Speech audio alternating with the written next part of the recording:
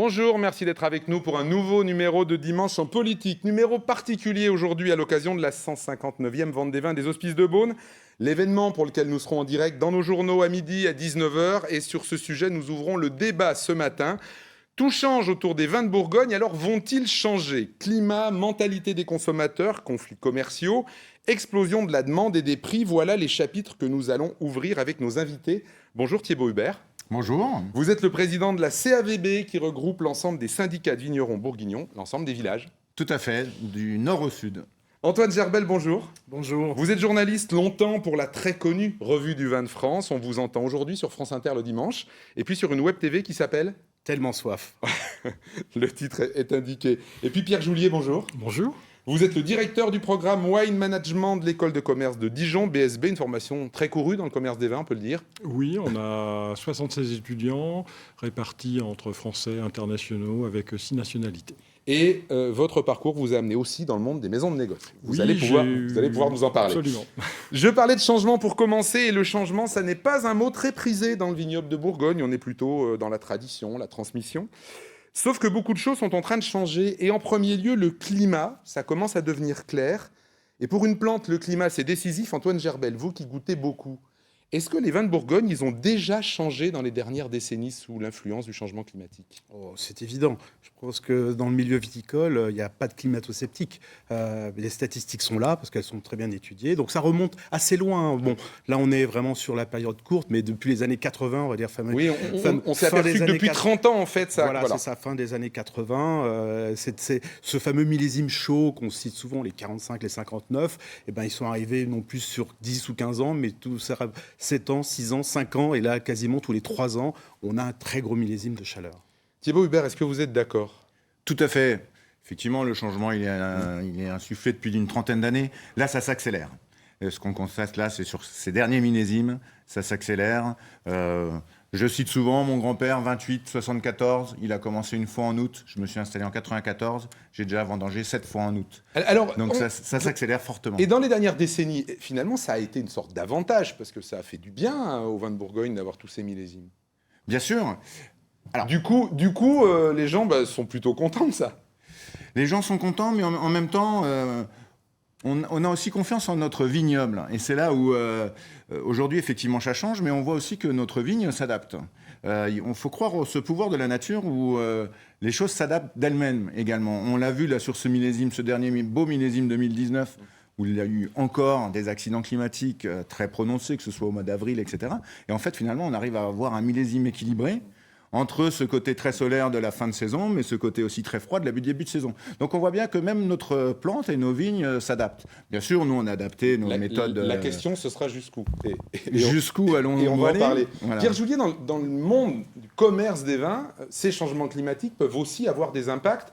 On a vu cette image, par exemple, des incendies dans la Napa Valley aux États-Unis. C'est une grande région viticole historique dans le monde. Elle va peut-être pas pouvoir le rester. Enfin, il y a des choses qui risquent de bouger aussi. Il est clair que ça a un impact sur la production, ça a aussi un impact évidemment sur le goût et les arômes des vins, dont heureusement les viticulteurs en Bourgogne en particulier font très bien leur métier, donc sortent des vins en effet équilibrés, qui sont intéressants, mais il ne faut pas dérouter les consommateurs, et concernant la Napa Valley, si ça se répète, évidemment ça aura un impact sur la production et la capacité à produire des vins, dont essentiellement consommés aux États-Unis d'ailleurs. Bon, ce qui peut ouvrir la porte à d'autres vins, mais on voit qu'il y a d'autres problématiques qui se passent. C'est ça. Donc, je pense qu'on en reparlera. Et on va y venir. Antoine Gerbel, on dit toujours que les plus grands vins dans le monde, ils se font à la limite nord des cépages, c'est-à-dire le pinot noir, le chardonnay, la Bourgogne, c'est leur limite nord. Le cépage s'exprime au mieux dans sa limite nord. Dans sa limite nord. Sauf que si le climat change, la Bourgogne pourrait ne plus être la limite nord de ces cépages. Alors, c'est quoi? C'est de la prospective? Alors, permettez-moi d'être un tout petit peu plus complexe par rapport à ça. Parce qu'il faut savoir qu'aujourd'hui, on a un impact, effectivement, de millésime chaud sur un matériel végétal, je m'explique, les vignes plantées qui ont été sélectionnées quand même pour faire à la fois du volume, de la bonne régularité du raisin. Le viticulteur, il doit faire une récolte tous les ans. Et en même temps, des degrés. Parce que toutes ces vignes, elles ont été sélectionnées dans les années 60-70 et on cherchait du degré. Or, aujourd'hui, c'est l'inverse. Donc, on se retrouve avec un matériel végétal, du pinot, qui était quand même un pinot... Il y avait un pinot droit fin qui était recherché, mais il était amélioré parce que le matériel, la vigne est en permanence améliorée. Je pense qu'on peut très bien continuer encore 50 ans avec du Pinot, rien en réfléchissant sur une évolution de ce matériel, en prenant un Pinot qui mûrit un petit peu plus tardivement, parce qu'on a toujours ce fameux, vous savez, 100 jours de la fleur à la récolte. Parce que si par contre, comme en 2019, on arrive à 80, 70 jours, comme dans l'hémisphère sud, là, on va avoir un vrai problème, parce que là, tous les vins vont se ressembler, parce que là, on a vraiment un impact, non pas seulement que de la chaleur, mais de la lumière. Et la vigne est une plante qui a besoin autant de lumière que de chaleur. Thibaut Hubert, les gens en parlent dans les syndicats bourguignons aujourd'hui. Et la réflexion, elle se fait sur quoi? Elle se fait beaucoup sur la plante et sur le fait de réfléchir à ça? Tout à fait, je rejoins tout à fait ce que dit M. Germel. En fait, on a aujourd'hui encore la possibilité de résister à un certain nombre de décennies avec nos propres plans et notre propre plan de vigne d'aujourd'hui. Il suffit qu'on recentre un peu sur des sélections massales d'antan, qu'on a effectivement fait évoluer. Aller choisir les meilleurs plans dans les vignes anciennes. Aujourd'hui, il y a tout ce travail d'observation qui est fait. On a d'autres sur la pérennité du vignoble. Forcément, il y a d'autres enjeux. On est très attentif à ça. On a lancé un grand plan de recherche. On finance énormément de recherche étudiante là-dessus. Mais je crois que pour l'instant, il faut quand même aussi se rassurer. Tous les derniers millésimes, on a fait de très beaux vins, des vins toujours avec de l'équilibre. On a encore des solutions techniques. Effectivement, il y a énormément de réaménagements de vignobles qui sont en train de se replanter aujourd'hui. Et moi, je suis assez confiant dans l'avenir. On n'est pas prêt de planter de la Syrah en Bourgogne. Bon, alors, autre changement qui ne concerne pas que le monde viticole. Là, on a parlé de la plante, on a parlé des vins, on va parler des consommateurs, des riverains, des gens qui habitent autour des vignes, des gens qui consomment les vins. Ça fait partie des changements. En gros, pendant longtemps, le vin, c'était une formule magique. On ne savait pas ce qu'il y avait dedans. Et il n'y a pas toujours que du raisin dans le vin. Et puis, quand quelqu'un passait en scaphandre à côté de chez vous en train d'arroser quelque chose sur la vigne, on n'avait rien à dire dans les villages. C'est fini ça, Thibaut Hubert. Ah là, c'est complètement fini. Vous êtes devant vous le témoin de beaucoup de velléités, de gens qui viennent nous voir en nous disant « Oula, mais qu'est-ce que c'est? Qu'est-ce que vous faites? Qu'est-ce que vous pulvérisez ?» Donc, effectivement, c'est un phénomène de société. Ça a été un réveil brutal quand même pour un certain nombre de vignerons, on va le dire. En fait, la réaction a été violente. Donc, ça a été tout de suite dans l'agressivité. Et alors que c'était juste un manque de communication de notre part. Hein. Il fallait juste qu'on communique pourquoi on faisait ça. Après, on est soumis à des réglementations pour protéger nos salariés. Mais les premiers concernés, ces premiers voisins, c'est nos familles, c'est nos enfants. Enfin, pardonnez-moi, il y a quand même eu des époques où, à Vaune-Romanée, on ne pouvait plus boire l'eau du robinet et les vignerons, ils ne changeaient pas leurs habitudes pour autant. Il y a eu une période noire de l'agriculture, mais quelle qu'elle soit. Mais aujourd'hui, tout le monde a pris conscience, ne serait-ce que sur les appareils, qui sont beaucoup plus respectueux, Après, il faut aussi peut-être envoyer une responsabilité sur qui donne l'autorisation d'acheter ces produits. S'ils ont une réelle toxicité sur les habitations, que le gouvernement les retire du marché, mais que ce ne soit pas aux agriculteurs de se prendre à leur charge le risque de dire. Après, il y a plein de choses qui évoluent. Le vignoble bourguignon est dans une dynamique profonde au niveau de ces changements de pratique. Que ce soit sur des produits beaucoup plus respectueux, des appareils, de la prévenance de nos voisins. Pierre Judier, je vous voyais acquiescer. Je relance, mais je vous voyais acquiescer. Parce que quand on observe le commerce, l'image des vins de Bourgogne, c'est plutôt une image naturelle qu'une image... Oui, alors il y a deux éléments. D'abord, le premier élément, c'est que la notion, par exemple, d'agriculture raisonnée, c'est quelque chose que moi j'ai découvert quand je suis revenu en Bourgogne en 1993. Donc vous voyez, c'est ancien, hein, c'est pas quelque chose de nouveau. Ensuite, il est vrai que d'un point de vue mondial, on sent aussi bien au niveau des monopoles canadiens que des monopoles nordiques une volonté de s'orienter vers des vins sains et éventuellement même des vins biologiques. Donc la notion d'organic wines est de plus en plus importante dans la distribution et c'est un élément de différenciation pour la distribution. Antoine Gerbel, ce qu'on met dans le vin, pendant longtemps, c'était un peu...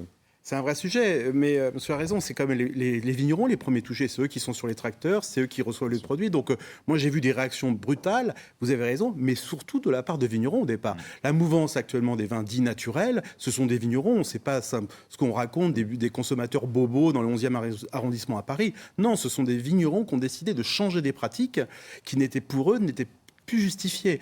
Et le retour aujourd'hui consommateur, c'est un petit peu ça aussi. On lui a tellement raconté que c'était parfait le monde du vin, que ça n'a rien à bouger depuis le Moyen-Âge.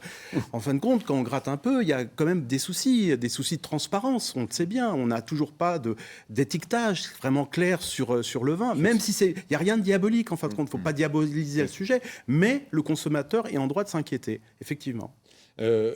comment c'est vécu par les vignerons? Parce que la difficulté, c'est à un moment donné, quand on dit, voilà, ce qui marche, ce que veulent les consommateurs, c'est moins de produits phytosanitaires, c'est un certain nombre de comportements, voire même des vins nature. Comment ils vivent ça, les vignerons de vos syndicats? Comme une forme de pression aussi, en disant maintenant on va être obligé de faire ça et nous on veut pas. Voilà. Et puis d'abord c'est compliqué, c'est pas évident quand on a utilisé un certain nombre de produits pendant toute sa carrière, d'un seul coup de changer. La pression, on l'a senti monter. Là, c'est la violence de la réaction politique de dire il faut qu'on légifère tout de suite, alors que plein de choses étaient déjà engagées. Les pratiques se sont nettement améliorées ces 10 dernières années. Il y a un plan d'action, on a signé tous une charte. Il y a plein de choses qui sont en train de se mettre en route. Et aujourd'hui, le législateur veut imposer quelque chose. Vous avez une magnifique photo du Clos Vougeot. Voilà. Vous faites un rond autour du Clos Vougeot et de 10 mètres autour du Clos Vougeot, vous arrachez toutes les vignes. C'est l'idée de bandes très larges autour des vignes. Et voilà. certains en demandent 100 mètres. Donc ça fait peur. C'est ça on se sent, la profession s'est sentie vraiment stigmatisée sur ce C'est sujet-là. aussi la mutation des habitants dans les villages, ce qui a changé aussi beaucoup. moins Parce de que pendant vignerons. longtemps, clairement, le maire était vigneron dans un village viticole, le conseil municipal était vigneron, et les gens ne disaient rien. Aujourd'hui, il y a une population beaucoup plus mixte, on peut le dire comme ça. Tout à fait, mais ce qui est très bien, parce que c'est des gens qui sont venus parce que c'était beau, Ouais, c'est ça. et qu'ils ont envie de venir au milieu de nos vignes. Il fallait juste qu'on leur explique, attention, vous venez au milieu des vignes, mais pour faire les vins qui vous ont fait rêver, il faut quand même, à un moment donné, on est dans une région où il pleut, où on a de la pression de maladie. On ne peut pas ne pas laisser des zones sans traitement. Mais par contre, on peut adapter nos traitements. Et c'est ça qu'on dit, et c'est ça qui se fait et qui se pratique. Alors tout le monde n'est peut-être pas encore ric-rac dans les clous, mais ça c'est mon rôle et c'est notre rôle de les emmener tous, mais qu'on puisse préserver quand même cette belle photo du Clos Vougeot au milieu de vignes. Alors là, on a le discours syndical, et il y a la réalité de la Bourgogne, qui est une région aussi, par exemple, où beaucoup de gens se sont lancés sur la biodynamie très tôt par rapport à beaucoup de régions. C'est une des régions fortes pour ça. Ah, mais bien sûr, elle est motrice pour tout, la viticulture. Pourtant, je sais qu'elle a aussi été très loin, en sens inverse. Je veux dire, je me souviens de toute cette côte qui était totalement désherbée, des grands crus vendangés à la machine. J'ai connu ça. Mais la force de la Bourgogne, ce sont des micro-entreprises qui peuvent, avec quand même des moyens, qui peuvent réagir assez vite. Donc le vignoble, les enfants qui reprennent un domaine, qui décident de passer en bio, après le père, ça se fait très rapidement. Dans d'autres régions, c'est beaucoup plus long, beaucoup plus dur. Les parcelles sont adaptées, on discute avec les voisins, on échange beaucoup. Donc dès qu'il y en a un qui commence effectivement à partir sur le bio, on regarde un peu ce qu'il fait, s'il perd pas Il y trop a eu de des raisins. cercles vertueux dans les Il y a villages. il y a des cercles vertueux. Puis c'est vrai qu'il y a une âme vigneronne qu'il faut préserver. Alors, on va en parler, ça va être la dernière partie de notre émission, parce que c'est la question de savoir comment on va la préserver. Avant de parler de ça, et je me tourne vers vous, Pierre Julier, pour parler d'un autre changement. C'est les changements internationaux, et ils sont brutaux en ce moment, avec, par exemple, et on verra cette image derrière nous, Donald Trump qui augmente de 25% les droits de douane. Il y a des tensions à Hong Kong en ce moment. On sait qu'Hong Kong, c'est la plateforme du commerce des vins C'est un hub de distribution. en Asie. Est-ce que ça a des conséquences réelles, ça, actuellement, sur le marché du vin bourguignon? Ou est-ce qu'en réalité, ça réduit les marges de gens qui faisaient des marges très confortables? Ah, ça sera un petit peu schématique quand même. C'est- Mais c'est volontaire. J'y vois, je l'ai volontairement. Alors, on voit Emmanuel Macron Oui, derrière tout moi, à fait. et puis sur le large, on verra la totalité, parce Absolument. qu'Emmanuel Macron, c'est l'idée des bouteilles de vin qu'il est allé offrir à Xi Jinping. Mais... Oui, tout à fait. Je ne sais pas s'il l'a convaincu d'acheter des vins de Bourgogne, j'espère. Mais on verra. La problématique actuelle, c'est quand même l'augmentation des taxes, qui est autorisée par l'OMC. Donc, M. Trump ne fait pas une action illégale, j'ai envie de dire, mais malheureusement, ça touche les vins, et les vins français, dont les vins bourguignons. Le premier impact qui a eu lieu, c'est sur le Beaujolais Nouveau, bien évidemment, puisque le Beaujolais Nouveau, les commandes étaient plus ou moins passées. Et donc, l'augmentation des taxes a dû être prise en grande partie en charge par les exploitants, par les gens qui vendaient le Beaujolais Nouveau. Enfin, je pense qu'on pourra peut-être nous le confirmer. Et en tout cas, au niveau du négoce, c'est ce qui a été fait en Bourgogne.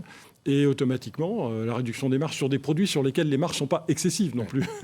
C'est plus compliqué. Alors c'est sûr que si vous vendez un grand cru, et s'il faut éventuellement prendre une partie en marge, mais vous n'aurez pas à le faire, puisque la clientèle des grands crus ne va, à mon avis, ne pas être spécialement effrayée par une augmentation du prix. Et les importateurs américains voudront garder leurs allocations de grands crus, Évidemment. donc ça ne changera pas tellement, on est d'accord. Évidemment. En fait, ça concerne l'entrée de gamme, Thibaut Hubert, Oui, surtout. absolument. L'entrée de gamme, milieu de gamme, en fait. Alors moi, j'aime pas parler d'entrée de gamme parce qu'il y a que des grands vins en Bourgogne, mais, Oui, bien sûr, ok. mais On est entre effectivement, nous, sur oui. nos appellations régionales, sur nos appellations sur les Chablis.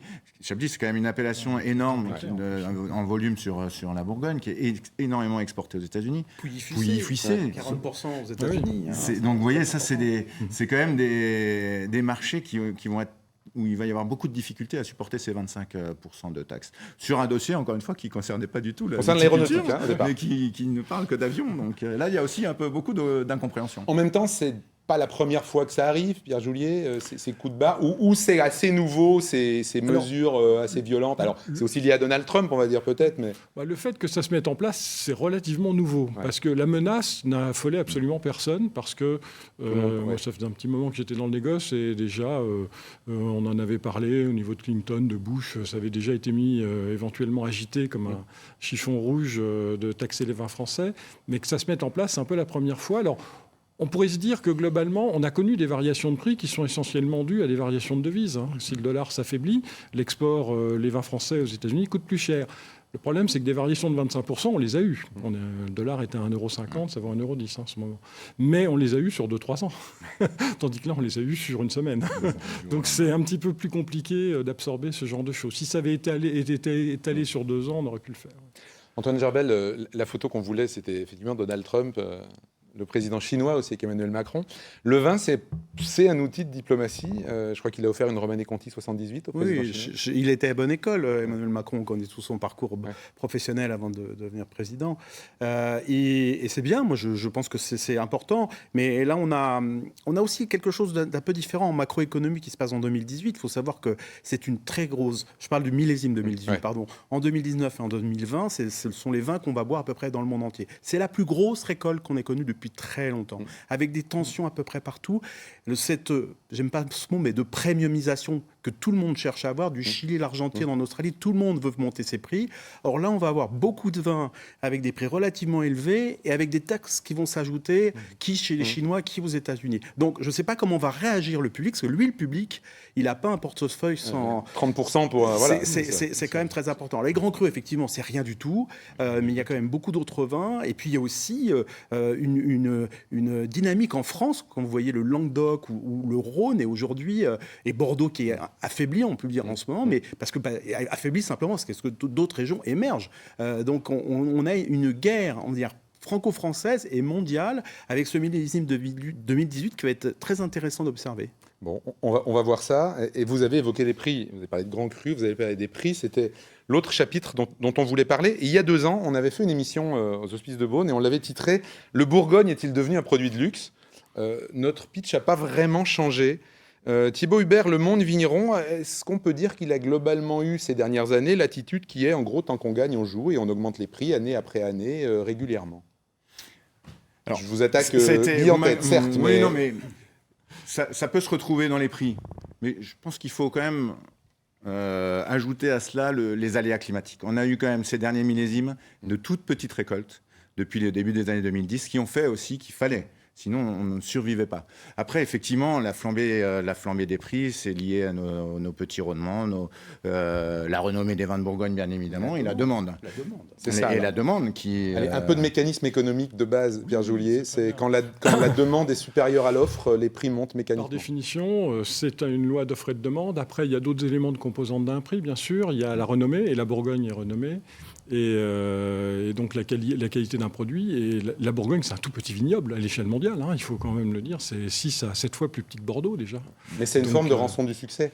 Oui, un petit peu. Alors, pour discuter avec pas mal de viticulteurs de villages et tout, ils ne sont pas forcément satisfaits cette hausse de prix parce que c'est des gens qui ont du bon sens et ça les inquiète un peu. Et mais c'est difficile à gérer parce que ce sont des forces d'attraction qu'on ne maîtrise pas finalement. En quoi c'est inquiétant Alors, on voit, sur cette notion de prix, on voit toujours les plus beaux habits qui sont devant la vitrine. Ouais. On ne voit pas ce qu'il y a dans les rayons en masse. C'est-à-dire, vous voulez dire, on voit les grands crus, on voit tout ce dont on parle, ce qui est prestigieux. Forcément, les grands crus, c'est 1% de notre production. Donc ceux-là, forcément, ils brilleront et ils monteront. Et ceux-là, ils ont quitté le domaine des prix de l'agroalimentaire. Ils sont partis ailleurs, ceux-là.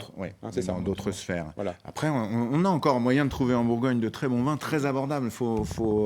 On lutte un peu contre cette image vraiment de grands crus qui nous amène vers des sommets, alors qu'on a quand même plus de 50% de notre production qui est en appellation régionale sur des vins abordables. Il y a aussi une corrélation avec la société. Je trouve que les vignobles riches deviennent de plus en plus riches. Et on va dire les vignobles secondaires ne profitent pas véritablement de cette cascade, de ce ruissellement, comme on dit souvent aujourd'hui. On voit des familles, des propriétés s'enrichir, capter du foncier parce qu'ils ont énormément d'argent et qu'à côté, des domaines plus familiaux, un peu plus périphériques, ne s'enrichissent pas tant que ça. Et là, on va peut-être retrouver une cassure dans quelques années. C'est effectivement vers ça que je souhaitais qu'on aille ensemble, parce qu'on sait qu'il y a eu un effet mécanique, c'est l'augmentation du prix des bouteilles, a entraîné une augmentation du prix du foncier, des terres. Alors, de l'achat des... Alors, certes, c'est des choses prestigieuses. On vous avait préparé un petit visuel, on en a beaucoup parlé. Hein. C'était il y a peu de temps, le Clos des Lambrais acheté par Bernard Arnault pour 101 millions, le Clos de Tarbes par François Pinault, 280 millions. On est d'accord qu'on est très loin du quotidien de beaucoup de vignerons. Néanmoins, il est en train de se passer ça quand même, c'est-à-dire un certain nombre de gens dans le monde viticole qui n'ont plus accès à l'achat de certaines terres. On peut le dire comme ça. Ah, mais c'est même plus avoir l'accès à l'achat, parce que ça c'est sûr, mais c'est ne plus pouvoir transmettre à ses enfants sur une exploitation familiale. Et ça, c'est gravissime. On est sur un modèle, nous, en Bourgogne, d'exploitation familiale de 6,5 hectares de moyenne. Et aujourd'hui, parce qu'il y a des gens qui sont venus diversifier des placements, mais pardon, est-ce qu'ils ne sont pas venus diversifier les placements parce que vous avez augmenté le prix des bouteilles et que de ce fait, vous avez fait du vin un placement intéressant? Je crois pas. Je pense que c'est parce que le foncier n'a jamais baissé en Bourgogne. Parce que c'est un vignoble limité, les vignes sont plantées, il n'y a pas de possibilité d'extension de ces clos. C'est ça qui a fait. Donc c'est une valeur sûre de placement sur lequel on peut encore spéculer. Et là, on s'est coupé complètement de l'exploitation. Et on a plus aucune notion de rentabilité d'exploitation de ces vignes-là. Et là, par contre, c'est le modèle même du système bourguignon familial qui est en danger. Et ça, c'est très, très inquiétant parce qu'on a aujourd'hui même des domaines qui n'arrivent plus à se transmettre. Et dont la seule solution de l'exploitant, plutôt que de donner à ses enfants, c'est vendre. Il vend. C'est vendre. Et ça, c'est dramatique. On disait tout à l'heure, Antoine Gerbel, vous évoquiez ça, ce modèle bourguignon du producteur propriétaire.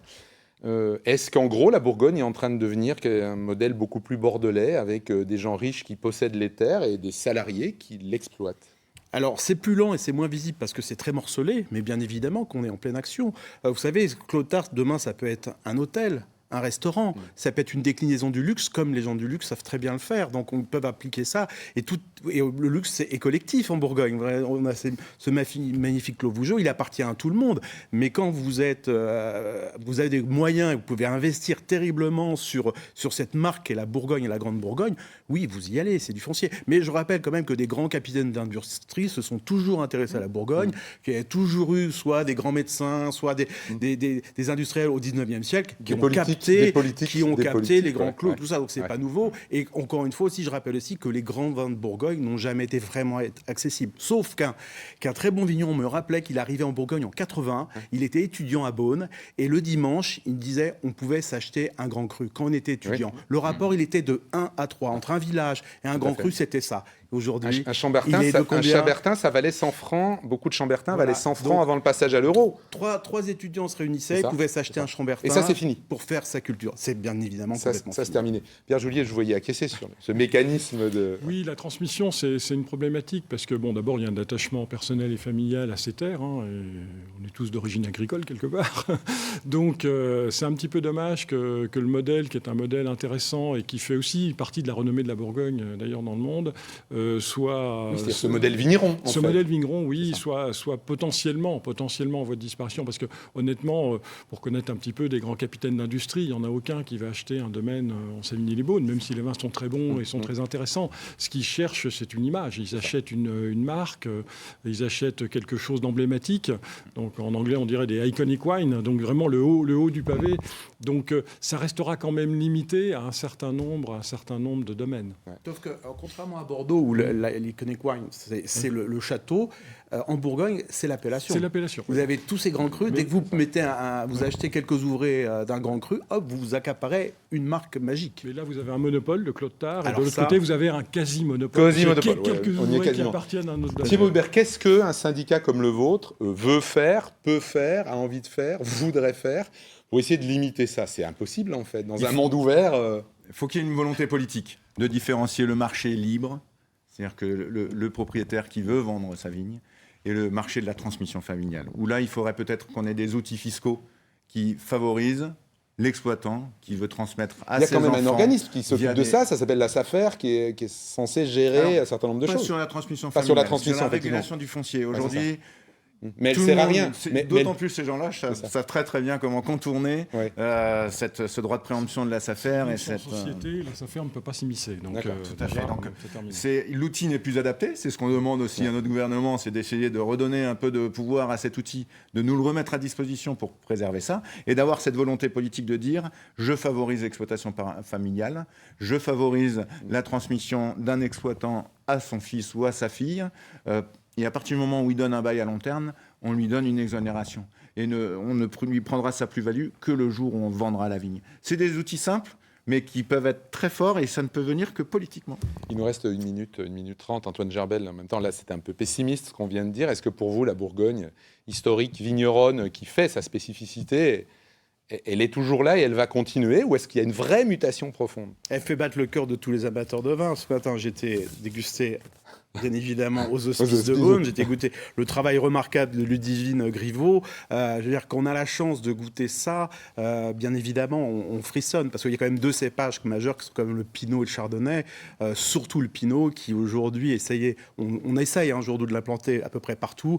Et voilà, on sait que l'épicentre restera toujours la Bourgogne. Bon, mais c'est une belle conclusion. après avoir envisagé tous ces mouvements, tout ce qui tourne aujourd'hui autour des vins de Bourgogne. On est au bout de cette émission. Merci à tous les 3 d'être venus sur notre plateau. N'oubliez pas, midi 19h, dans nos journaux, nous serons en direct de Beaune pour la 159e Vente des vins des Hospices. Et on se retrouve dimanche prochain, même heure, même endroit, pour un nouveau rendez-vous de Dimanche en politique. Merci à tous les 3. Bon dimanche, au revoir.